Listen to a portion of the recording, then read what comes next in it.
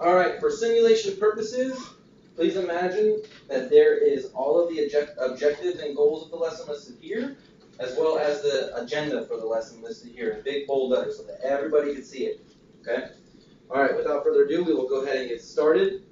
Hello, class. My name is Mr. Claytor. Today we will be learning about asexual and sexual reproduction. Specifically, we're going to be getting into what's going on with the DNA inside of the cells, right? So basically, we would refer that to asexual being mitosis and sexual reproduction being meiosis. Okay. Before we begin this quick little video, the Common Core standard that we will be covering today is to develop and use a model to describe why asexual reproduction results in offspring with identical genetic information, and sexual reproduction results in offspring with genetic variation. Okay. And the English language development standard that we are going to be covering is to prepare and deliver short presentations on ideas, premises, or images obtained from various common sources. Okay? Before we get started with the video, I want you guys to understand, right, that the fact that I have to teach these specific standards are because the state of California has decided that every single human being, as they're a child, needs to learn about asexual and sexual reproduction. They need to learn about mitosis and meiosis, right? I don't know about you guys, but that triggers to me, why? Why does every single person have to learn this stuff? What is so important about this that you have to learn it, right? All right, so think about that as we go through the lesson. And without further ado, I'm going to start the video. I want you guys to go ahead and take out a pen and paper. You're going to be taking notes. I will be collecting your notes at the end of the lesson.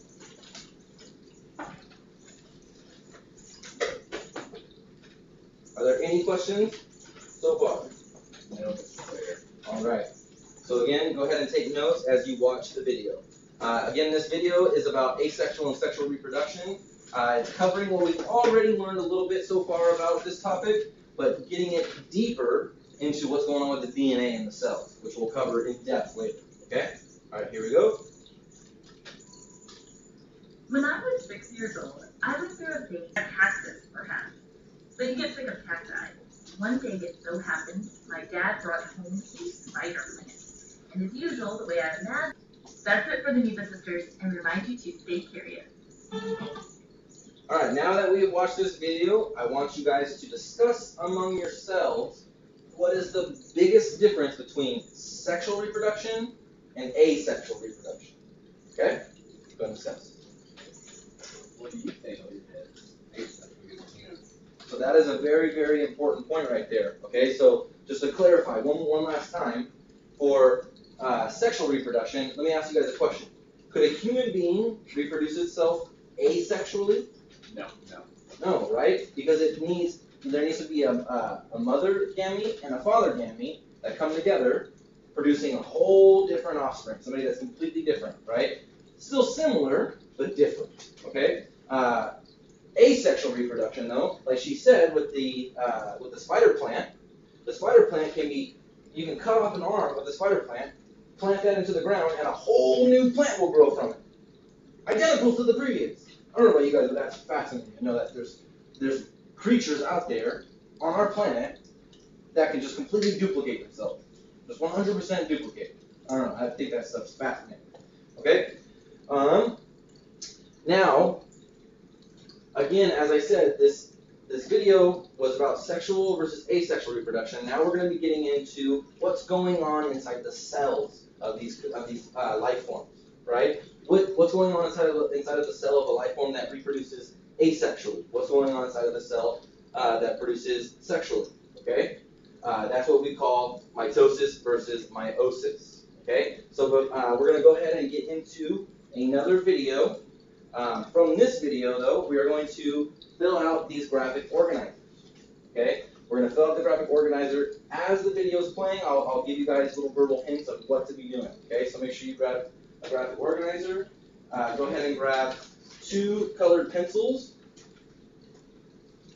And for right now, what I want you to do right now, go ahead and color code that first image. Okay, so you'll see the first set of chromosomes are labeled A, the second set is labeled B. Go ahead and color code those. Now remember, we're building on what we've already learned about the structure of a cell. Okay, so now specifically what we're doing today, we're getting into how do these cells reproduce themselves. So as the video is playing, I want you guys to fill in the images, the circles on your graphic organizer by just filling in exactly what the chromosomes look like, what's going on with the DNA strands. Okay, he's gonna illustrate it on in the video, and you're gonna copy it on the images. As he's doing that, he's gonna be listing a few vocabulary terms. Okay, so for this purposes right now, you're just gonna write down those vocabulary terms as he shows them. Okay, we're gonna get into the definitions tomorrow, and we're gonna have a whole homework assignment about it, creating flashcards. Okay, and then we're gonna play a board game based on those flashcards. But that's for tomorrow. So for right now, what are you guys doing? We're writing down key terms on the left-hand side of our paper. Right, so you're just going to write down the key terms as they're listed and draw in the images inside of your boxes. Okay. Notice on here, on your graphic organizer, the first set of boxes, what is it titled? Mitosis. Mitosis, right? So first we're getting into which one was mitosis. Can anybody tell me? Was it asexual or sexual? Yes. It is asexual, Mr. Claytor. That's right. Everybody go ahead and write that down. Okay? Right next to mitosis, write down asexual reproduction. So if that one is asexual reproduction, what about the second one? Well, what must that be? Right? So the second one is titled what? Meiosis. Meiosis, right? So now we're going to go ahead and write down sexual reproduction. Is that here, Mr. Claytor? Yes. So with that said, before we watch the video, I want everybody to repeat after me. Because these are new terms, I want to make sure that we know how to say them and we get the links made. Okay, so say with me, sexual reproduction. Sexual reproduction. Meiosis. Meiosis. Sexual reproduction, meiosis. Okay, asexual reproduction. Asexual reproduction.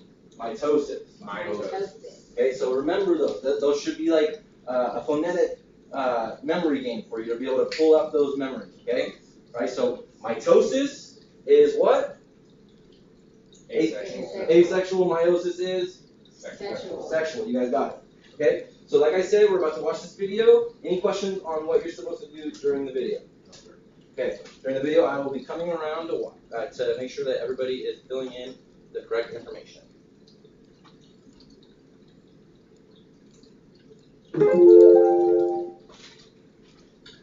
Okay, today I'm going to model mitosis, and we're going to do it with a simple organism. In this organism, it's the next longest. So a few other things you should know about a chromosome. This would be the centromere, the center where they're connected. First term, centromere. Right, for all of my advanced students that want to know exactly what the centromere is, you can draw an arrow to the very center of the chromosome. Right, this little section right here in the middle is what we call the centromere. Right, in the center, centromere. Makes sense. And then each of these beads represents a gene. Now here with meiosis, which we'll get to in just a second.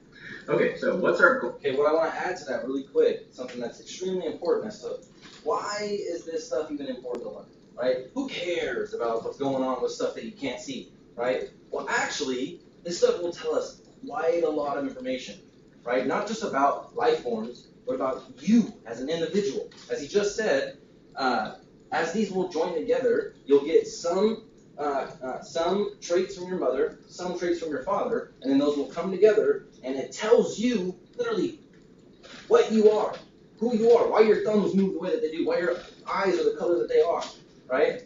I don't know about you guys, but that's fascinating to know that there's genetic information inside of each one of us that tells our body what to make us look like. That's insane.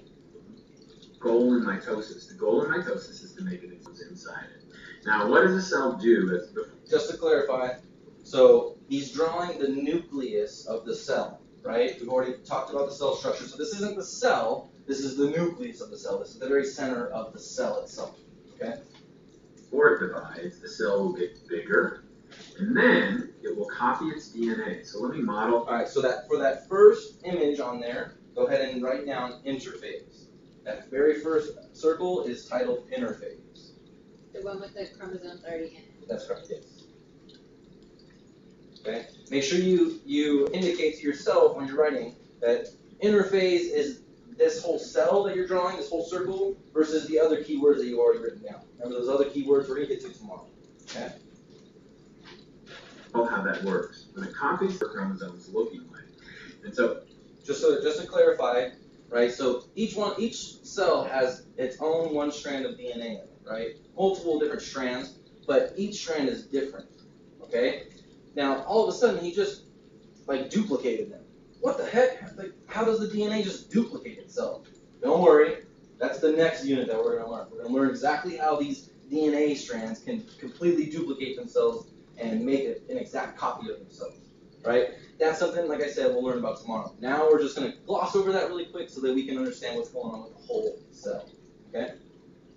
So after the S phase, you'll eventually have each chromosome is broken up into one chromatid, another chromatid. Flip it down, write that down. What happens during prophase? All that You're DNA now is in your gonna coalesce prophase and we'll circle? actually be able to see it. Okay. All right, so go ahead and write that draw that image down for prophase. You want us to draw each set.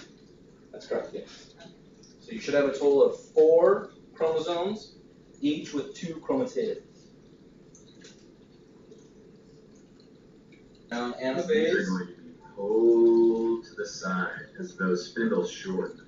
So the copied DNA is breaking apart, right? It's not getting ready to duplicate itself into a whole duplicated cell. So they're going to move to the side. In anaphase, you should have the chromosomes on either side, but it's still one nucleus. Okay, so yeah, if you drew a line for anaphase for each nucleus, then just go ahead and erase that line really quick. And then you'll notice on the image for telophase, there are already 2 circles being drawn for you. Okay, moving on. Have the same duplicate. Again, your color coding should line up, right? So you should have 1 for A, 1 for B, 1 for B, or 2 for B, 2 for A, and then the same over here. Okay. This is to make 2 exact.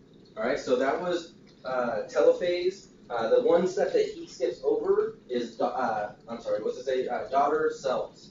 Okay. So what you're going to basically draw there is interphase for both of the cells. All right. So that is mitosis. What kind of reproduction was that? Asexual. Asexual. So let's go ahead and read off the steps one by one, starting with you, Ryan. The first starting step is interphase. All right, and then step 2, Larry?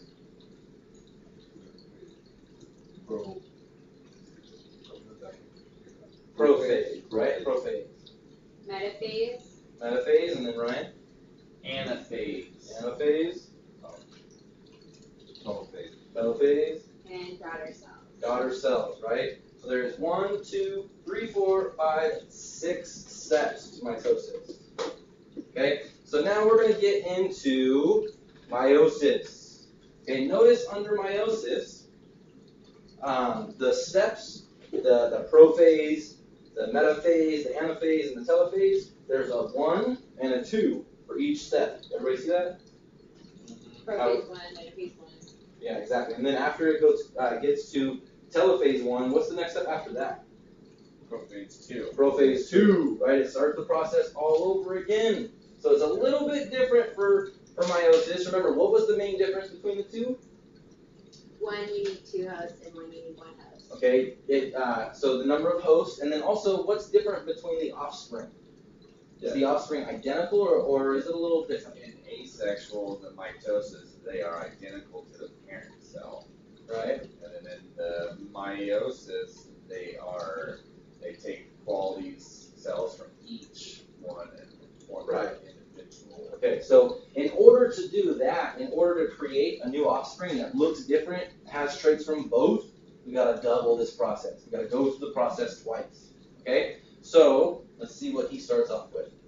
Just a second, and then I'm going to show you how that differs from meiosis. It's called independent assortment because I start to produce one of my chromosomes. Okay, so we'll get into explaining independent assortment tomorrow, but just a brief understanding of what he just explained, how it might line up like this, it might line up like that, right? The fact that there's possibilities, right? It could do this possibility could do that possibility. That's one of the factors that leads to the human offspring, for instance, looking different than their parents, right? Looking slightly different, looking like they have traits from both parents. Yes, sir. And this is to if you have two kids, that the kids will look different.